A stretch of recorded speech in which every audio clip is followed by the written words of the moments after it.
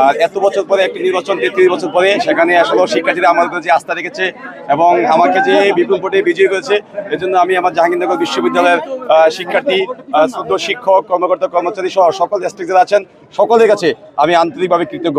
তারা আসলে আমাকে যেই ভালোবেসে যে দায়িত্ব দিয়েছেন, আমি আমার জীবনের শেষ রক্তবিন্দু দিয়ে হলেও তাদের সেই দায়িত্ব পালন করার জন্য আমি সর্বোচ্চ চেষ্টা করে দেবো ইনশাল্লাহ।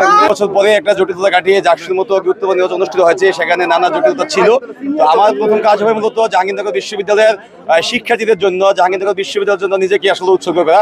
আমি চাই তারা আসলে আমার প্রতি যেভাবে আমার প্রতি আস্থা রেখেছেন সেই আস্থার প্রতিদান দেওয়ার জন্য আমি আমার জীবনের সর্বোচ্চটুকু করতে রাজি আছি ইনশাল্লাহ। যারা বর্জন করলো তাদের জন্য কি বলবেন? একটা তো বিরোধ তৈরি হয়ে গেল। যারা বর্জন করেছে আসলে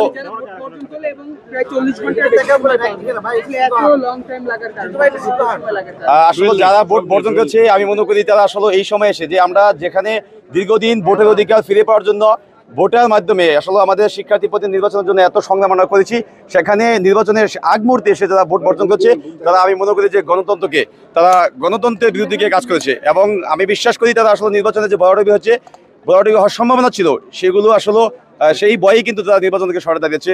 তো আমরা বিশ্বাস করি এখনো অনেকগুলো প্যানেল নির্বাচন ছিল, স্বতন্ত্র প্রার্থীদের ছিল। তো ওভারঅল সকল কিছু মিলে আমরা মনে করি যে নির্বাচন নিয়ে কোনো প্রশ্ন নেই। অবশ্যই সবাইকে নিয়ে কাজ করব।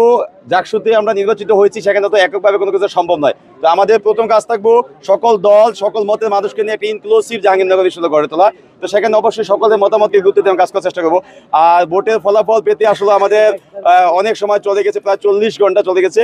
তো যেহেতু আমাদের যেই ব্যালট পেপারটি যেভাবে নির্মিত করা হয়েছে বা যেভাবে তৈরি করা হচ্ছে সেটা কিন্তু আমাদের যে ব্যালট পেপার রিডার মেশিনে গণনা করার কথা ছিল, কিন্তু অনেকগুলো প্যানেলে সেখানে আপত্তি থাকার ফলে যে এগুলো কিন্তু ম্যানুয়ালি আমাদের এজেন্টের সামনে গণনা করা হয়েছে। তো এই জন্য কিন্তু আমাদের অনেক দেরি হচ্ছে। আমাদের অনেক প্রার্থী ছিল, তো সকল কিছু আসলে ছাপিয়ে উঠে যে আজকে আমরা 10ম জাকসুর ফলাফল পেতে যাচ্ছি। এই জন্য আসলে নির্বাচন কমিশন এবং বিশ্ববিদ্যালয় প্রশাসনকে আমরা আন্তরিকভাবে ধন্যবাদ দিতে চাই। দেখেন, নির্বাচন যদি সুষ্ঠুর কথা বলি তো আমরা বলবো আমাদের দৃষ্টিকোণ থেকে যেটা হয়েছে নির্বাচন সুষ্ঠু হয়েছে। কারণ যেখানে ভোট কেন্দ্র ছিল সেখানে কিন্তু দেখেছেন পুরো ভোট গণনার বা ভোট যখন ভোট চলছে ভোট গ্রহণ সেখানে কিন্তু সিসিটিভির মাধ্যমে লাইভে দেখানো হয়েছে। এবং আমরা দেখেছি শিক্ষার্থীরা স্বতঃস্ফূর্তভাবে ভোট দিয়েছে। কোনো একজন শিক্ষার্থী পাবেন না যে আসলে এই ভোট নিয়ে কোনো অভিযোগ আছে। এবং যারা পর্যবেক্ষণ টিমের সদস্য ছিলেন আমাদের, তারা কিন্তু বলেছে যে নির্বাচনকে অবশ্যই সুষ্ঠু হয়েছে।